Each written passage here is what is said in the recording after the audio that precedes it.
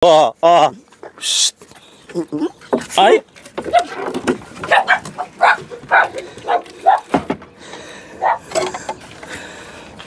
Pumapalag na siya mga kajuit. Ay, paano ba tong gawin ko? Sobrang sakripisyo ko na sa kanila.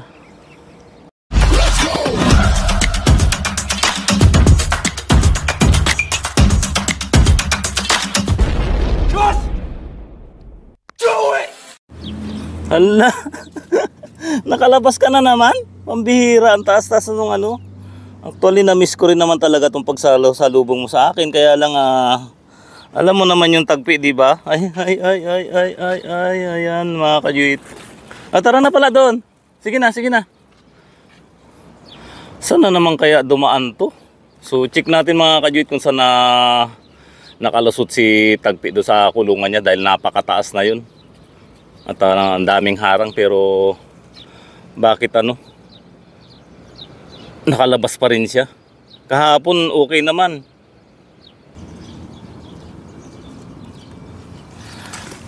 Antayin mo ako, halika muna dito. Ay, tagpi. Ayun mga kajuit, iniwan na ako. Pambihira yan, napaka daming hirap ko na ginawa doon sa kulungan para safe nga lang sana si tagpi, dahil nga may napapansin ako na dito, maali-aligid. Ayaw niya talaga ng nakakulong siya ever since po kasi yan hindi naikulong yan si tagpi. So gumawa siya ng paraan na naman para makalabas. So i-check natin mga kajuit kung saan na dumaan si tagpi. Sabi ko tagpi, tiis lang ng 2 weeks eh. Ba't hindi ka makatis na hindi lalabas, kasama mo naman yung mga anak mo doon. So ito yung kulungan nila mga kajuit, kasi nung nakaraan ang alam ko dito siya dumadaan. So nilagyan ko ng harang yan para hindi siya makakatalon. So wala naman din hinukay na butas dito. Din dito, mataas din po itong kanilang pintuan. So may possibility na dito siya dumaan. Pero napakataas din po nito. Ang bihirang tagpi. Wow. Wait nyo ako, wait. Opo. Tagpi, ang bihira ka. Saan ka na naman dumaan?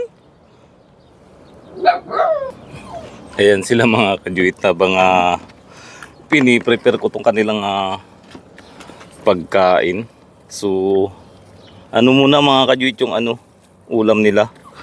Tuna in cans, kasi hindi ko naharap magluto at hindi ako nakabili ng gulay para kanilang ulam. So bukas na lang sila ulit mag-ulam ng masarap na kalabasa or papaya.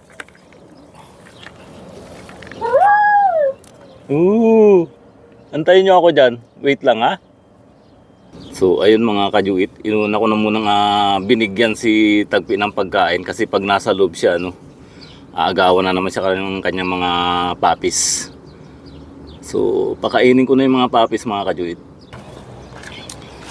So ayan mga kajuit, dalhin ko na sa loob tong kanilang pagkain. Up. Doon na sa loob. Opo, ang dami nito. Ang dami dito na dito. Sige, mukbang. Habang nagmumukbang sila mga kajuit, magre-refill na rin ako ng tubig.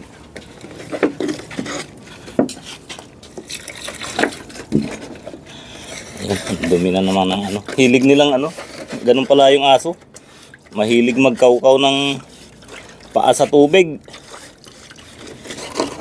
Wait lang.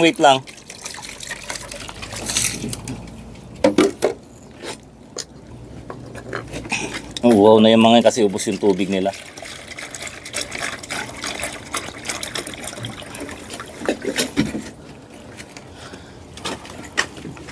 Ayan.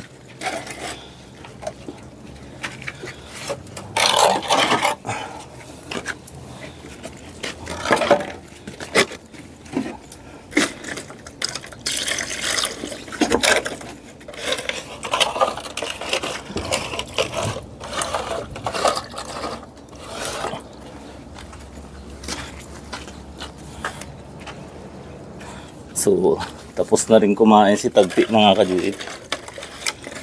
Ipapasok ko na naman siya dito. Tapos haharangan ko yung butas na pinag-ano ng camera. Diyan lang po kasi yung posibleng madadaanan niya kasi yan na lang yung open. Wala nang iba. Matalino talaga tong Tagpi na to. At pasaway din.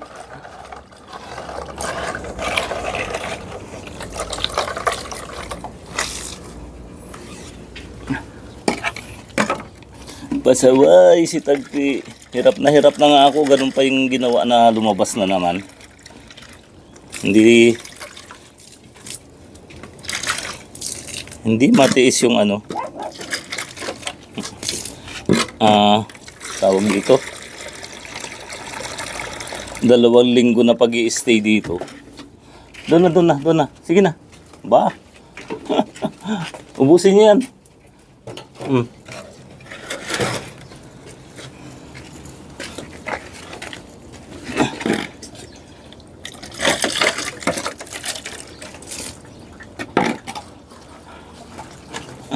Abot na abot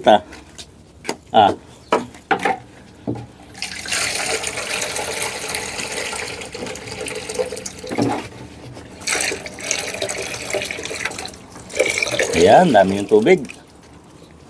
Huwag nyo kasing ipaw-paw yung nyo dyan, yung paa. So ayun mga kajuit, ipasok ko naman si Tagpi habang kumakain sila.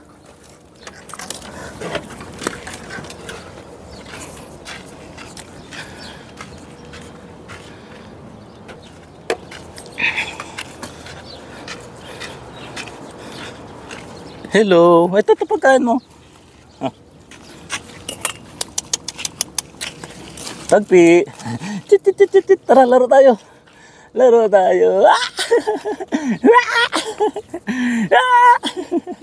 Na-miss mo yung laro natin? Ha? Ba't lumalabas ka? Sige na. Doon na sa loob na. Ay. Hindi Shh. Ay.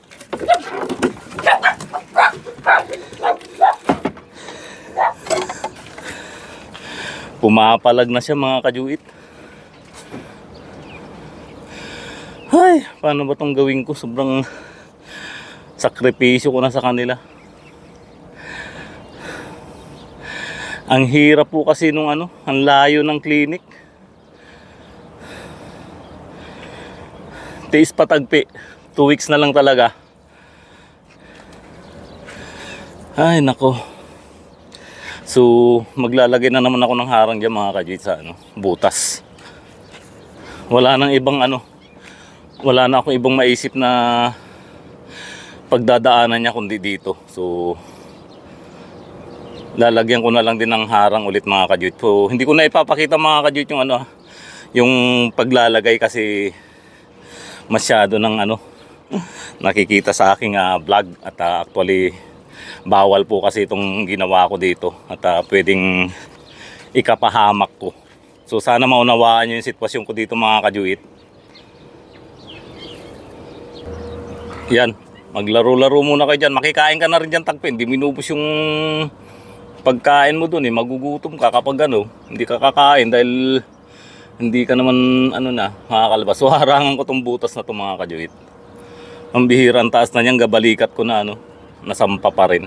Hindi naman po gaano kalakihan na aso si Tagpi mga kajuit. Ba't kaya ayaw niya makasama yung mga anak niya sa loob?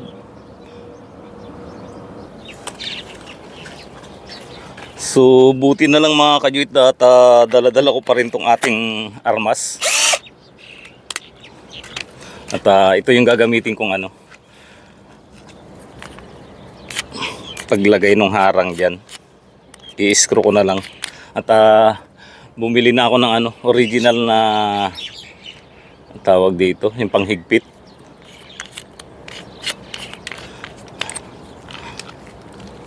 Ayan, simulan na natin ulit mga kajuit.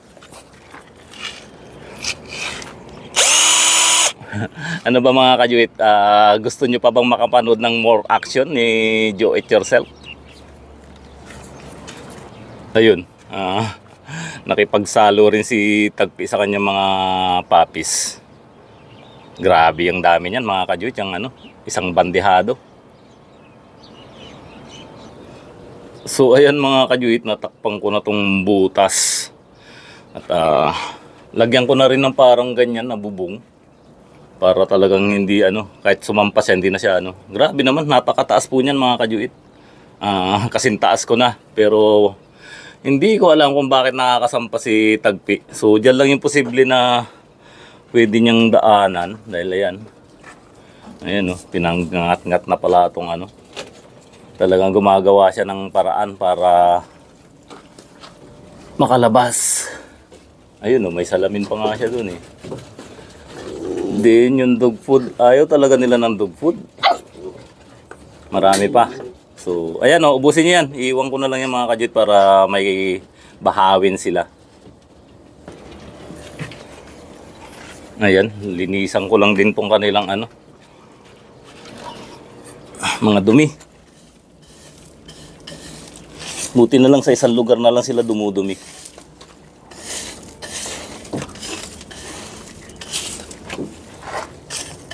Dito lang kayo dumumi para hindi ako mahirapan maglinis. Opo.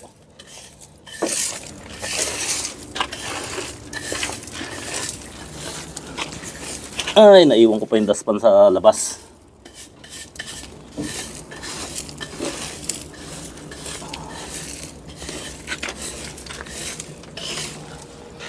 Hello. Hello panda. Halina kayo. Halina kayo. Mahilig kayo mga ngat-ngat. Naubos nyo rin yung carrots pala dito Iniwanan ko sila ng carrots mga kajuit para may nginangat-ngat. Ayan na naman Laika. Hello Laika. Pinag-agawan na yung walis ko mga kajuit. Hello panda. Ay. Wag yan. Dali, kunin ko yung dustpan.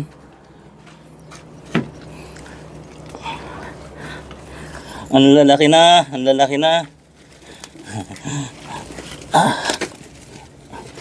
Ito si mga kajuit, si Laika. Halika dito. Charmy. Opo. Bunso, bundat ka na bunso nabundat ka sa bunso bunso. Si Nutella, ang laki na nito Nutella. Ang laki na ni Nutella. Babae si Nutella. Husky, halika. Husky. Bunso. Ang tataba ng paa nila, lalaki. Charmy, asan si Charmy? Hello. Po. Hindi na yung biro nyo kasi nandun sa loob si Charmy. Si Charmy. Si Sheba. O paano? Maiwan na naman kayo. Ito pala, dito ko na lang ihakot sa At mahirap pumasok-pasok. Ayan, ihulog na lang natin dyan. Saka ako tanggalin mamaya.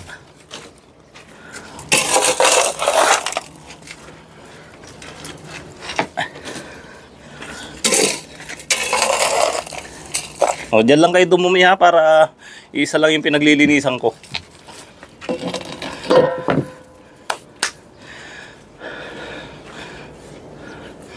Hindi pala tayo kita sa camera. Husky? Halina dito. Halina kayo dito. Dapat pala may upuan ako dito, Tagpi! Ayun na naman sa Tagpi, mga kajuit. Nasa kabilang sulok na naman. Ang ilap na rin niya magpahawak sa akin. Halika kayo dito.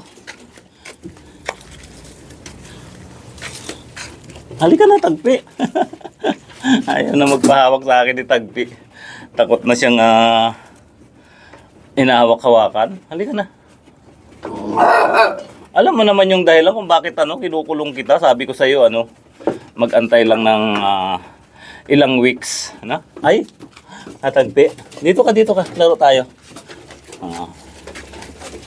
Tagpi. Ayan na. Oh, nagiging mahilap na si Tagpi.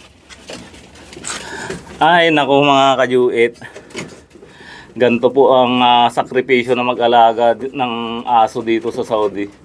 Wala naman po sanang problema dyan sa pag-aalaga kung nasa bahay lang. Ang mahirap po kasi dito yung kailangan ko pang sadya na puntahan sila dito. Medyo may kalayuan nga. So yung 500 meters na nilalakad papunta at saka pauwi, so din yung 1 kilometro, although magandang exercise. Kaya lang siyempre po may may trabaho ako na ginagampanan, pero ginagampanan pa rin po natin yung tungkulin natin sa family ni Tagpi, dahil ako lang naman po talaga yung yung kanilang aasahan na magdadala ng pagkain at tubig dito. So muli mga kajuit, hinihingi ko yung inyong pangunawa sa lahat ng aking ginagawa. Although hindi naman talaga ako perfect dahil marami rin na pagkakamali na nagagawa. At charge to experience na lang po yun, gaya nung nangyari kay Nutella, yung na-deworming ko sila. So pasensya na dahil wala na pong deworming tablet, dahil eksakto lang po yun, dahil sinasabi ko nga po napakalayo ng clinic dito. So makakabili ako kapag si Tagpi dinala ko ng ipakapon. Psst! Ay bunso, wag mo naman laruin yung yung ating stand ng camera. Ayan hanggalaw mga kajuit kasi matutumba na naman yan. So paano mga kajuit, hanggang dito na lang muna ang ating Tagpi serye episode. Muli, ito po si Joy It Yourself na nagsasabing God is good all the time. So yan nga mga kajuit, hinarangan ko na lahat ng posible na pwede niyang daanan, at maging ito, nilagyan ko ng ganto para talagang hindi siya makasampa, kasi harang po yan sa loob, maski doon po. So hindi ko alam kung saan pa siya dadaan dyan. Ang pinaka way na lang niya dyan na makalabas yung maghukay. So dito wala na po siya pwedeng lusutan dito hindi na siya makakasampayan dyan.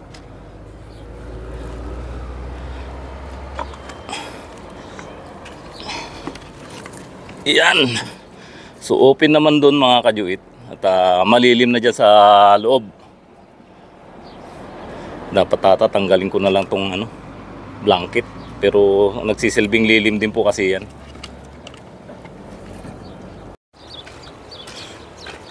Aba, ikaw pala yung boyfriend ni Tagpi, Ikaw ba naglalabas kay Tagpi? Pambihira ka.